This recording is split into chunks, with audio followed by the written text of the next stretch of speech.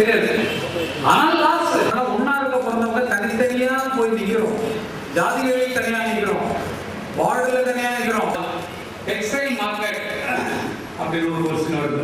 இன்னொரு ஏரியாவும் சொல்லும் காவிரி. அந்த சுற்றுப்புற சூழ்நிலையை அவைகளை சரி பண்ணவில்லை என்றால் இத்தனை வருடமாக காங்கிரஸ் வந்து சினிமாக்காரங்க தான் 50 வருஷமா தமிழகத்தை ஆண்டுட்டு இருக்காங்க. சினிமாக்காரங்க இல்லாம வேற யாராவது இளைஞர்களுக்கு பொறியாளருக்கு வாய்ப்பு இருக்கு. பிஜேபியில அதை எப்படி நீங்க சினிமாக்காரங்க அதை எப்படி பாக்குறீங்க? நான் ஆர்டர் இல்லை சார், நல்லா பக்கத்துல பாக்குறேன். நாங்க சினிமாக்காரங்க மனுஷன் இல்லையா? சினிமாக்காரங்க மனு இல்லைன்னா அவங்க தீய ஆரம்பிக்கூடாது. எது ஊடகத்தில் ஊடகங்கிறது தன்னுடைய கொள்கைகளை வெளிப்படுத்துது. நாங்க எங்க கொள்கைகளை வெளிப்படுத்துவதற்காக சினிமாவுக்கு போகணும். ஆனால் நிறைய பாட்டு நாம போட்ட பாட்டு மக்களை போய் சேர்ந்திருக்கிறது. எல்லாரையும் அரவணைத்து போவதுதான் ஒரு அரசியல் கட்சியின் உண்மையான நோக்கம். அதற்கு இவரை சேர மாட்டா இவரை சேர மாட்டாங்கன்னா அவன் மனுஷன் இல்லையா? அவன் போடுறது இல்லையா?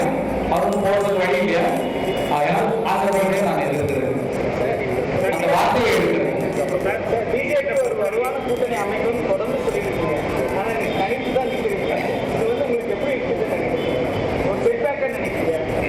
பல எதிர்பார்ப்பு இருந்தாலும் இது சுத்தமாக இன்னொருவரை காட்டி அவரை சப்போர்ட்டு அப்படின்னா சார் நான் சொல்லிடுவோம் சார். நான் சினிமாக்காரன் நான் சொல்றேன். எல்லாருக்கும் உங்களை எடுத்து ஜெயிக்க வேண்டும் என்ற எண்ணம் இருந்தால் எல்லாம் ஒரே அமைப்புகள் அந்த காலத்தில் இல்லை. அதுல நல்லா யோசிக்கணும். அமைப்புகள் இல்லை, கட்சிகள் மட்டும்தான் இருந்தது முதல்ல ஜெயிக்கிற காலங்களில். அவர்கள் எதிர்பார்ப்பு வேற. பிஜேபி இப்பதான் ஆரம்பிச்சிருக்கு. இது வியாபார நோக்கத்தில் ஆரம்பிக்கப்பட்டதல்ல, மக்கள் உணர்வுக்காக ஏற்படுத்தப்பட்ட நேரடி ஒளிபரப்பு. அதாவது பேசுறது எல்லாமே பேரம் பேசப்பட்டதாக பேசப்பட்டது உண்மை. அது பேரமாக இருந்ததாக அந்த பேரம் பேசப்பட்டவர் இவ்வளவு எங்கிட்ட பேசினாங்க சொல்லி சொல்றவங்க இருக்கிறாங்க. அவங்களுக்கு வேணும் யாரும் பேச வாங்கினாங்க வேற இவ்வளவு பேசுறாங்க என்று சொல்றது தயவுசெய்து சந்தோஷம்.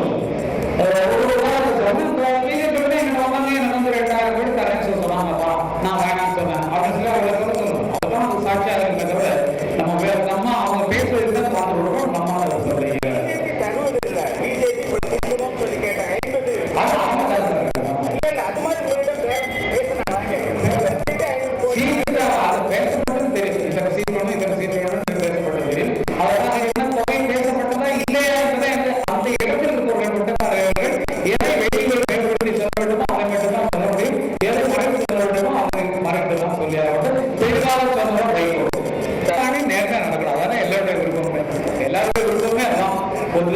துணையாக இருந்து இன்னொருக்கு எதிர்ப்பாக இருப்பது தேர்தல் ஆணையமாக இருக்காது, அவருடைய ஏஜென்ட்டுகளாக இருப்பார்கள் என்றுதான் அர்த்தம்.